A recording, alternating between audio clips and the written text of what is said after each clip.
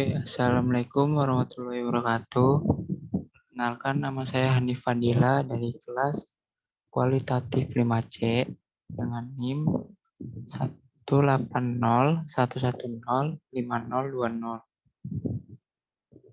Saya ingin menjelaskan tentang penelitian yang sudah saya uji, yaitu analisis kemampuan komunikasi matematis siswa dalam pembelajaran matematika berbasis e-learning di masa pandemi. Pertama itu adalah latar belakang. Latar belakang dari masalah ini adalah pendidikan merupakan segala situasi hidup yang mempengaruhi pertumbuhan individu sebagai pengalaman belajar yang berlangsung dalam segala lingkungan dan sepanjang hayat. Salah satu lingkungan pendidikan yang sengaja dirancang untuk melaksanakan pendidikan adalah sekolah. Dalam masa pandemi COVID-19 saat ini, pembelajaran yang dilakukan secara daring memanfaatkan teknologi informasi sebagai media untuk pelaksanaan pembelajaran. Yang selanjutnya adalah identifikasi masalah. Pertama adalah masih minimnya peserta didik tentang penggunaan aplikasi pembelajaran pada sistem e-learning sebagai referensi pembelajaran matematika. Yang kedua adalah belum dioptimalkan oleh guru penggunaan media pembelajaran berbasis internet dapat dilakukan saat pandemi yang terjadi di negara kita ini. Selanjutnya ada pembatasan masalah. Penelitian ini akan dilaksanakan di SMP. Motif pembelajaran yang diterapkan adalah e-learning. Kemampuan yang diukur adalah kemampuan komunikasi siswa. Selanjutnya ada rumusan masalah. Seberapa besar pengaruh penerapan motif pembelajaran e-learning? Kedua itu apakah siswa dapat saling berkomunikasi jika menggunakan pembelajaran berbasis e-learning. Selanjutnya adalah tujuan penelitian ini adalah mengetahui seberapa besar pengaruh e-learning pada kemampuan komunikasi siswa. Selanjutnya ada deskripsi teori. Kemampuan komunikasi menurut Sumarmo, yaitu menghubungkan benda nyata, gambar, dan diagram ke dalam ide matematika. Yang kedua, menjelaskan ide, situasi, dan relasi matematik secara lisan atau tulisan dengan benda nyata, gambar, grafik, dan aljabar. Selanjutnya, menyatakan peristiwa sehari-hari dalam bahasa atau simbol matematik.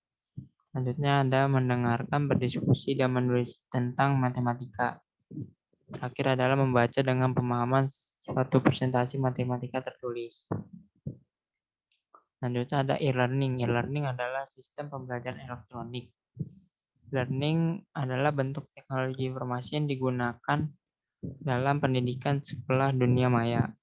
E-learning juga merupakan dasar dan konsekuensi logis dari perkembangan teknologi informasi dan komunikasi. Bersama e-learning, peserta didik tidak perlu duduk dengan manis di ruang kelas untuk menyimak setiap ucapan dari seorang pendidik.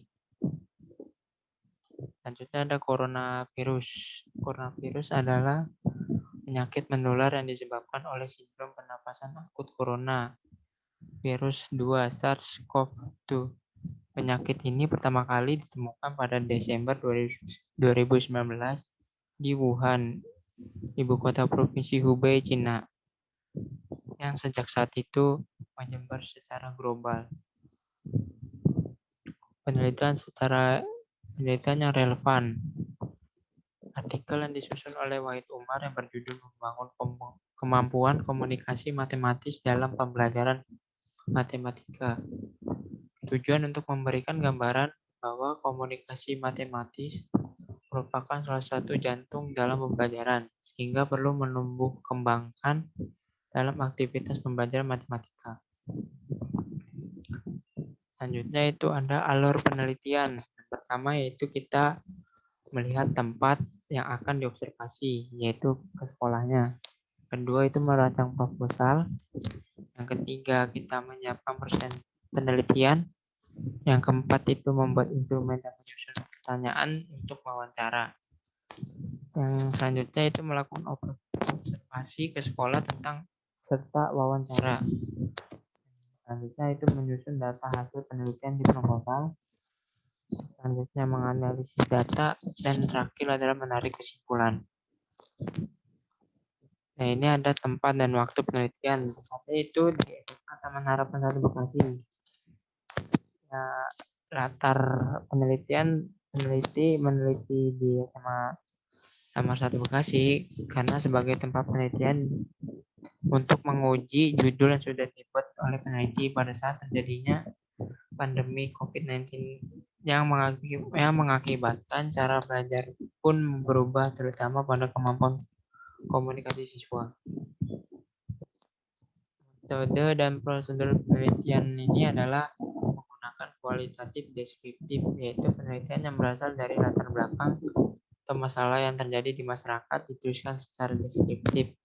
Data penelitian ini diperoleh dari wawancara, observasi, memo, dokumentasi, literatur, dokumen pribadi, dan dokumen resmi lainnya. Peran peneliti ini adalah itu bagian utama instrumen peneliti membuat daftar pertanyaan, wawancara, mengambil data, merumuskan masalah, menganalisis masalah, dan membuat kesimpulan dari hasil penelitian yang dilakukan. Data dan sumber data. Data dikelompokkan menjadi dua berdasarkan sumber pengambilannya, yaitu ada primer dan sekunder.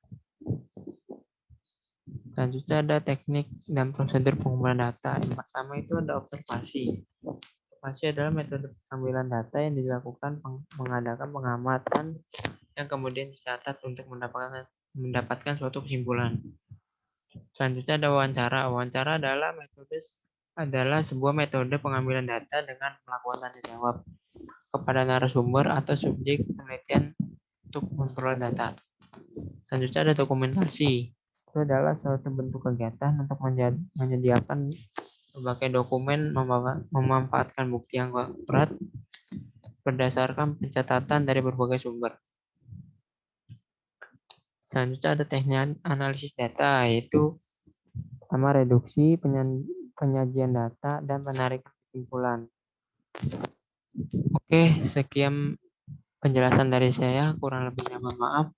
Wassalamualaikum warahmatullahi wabarakatuh.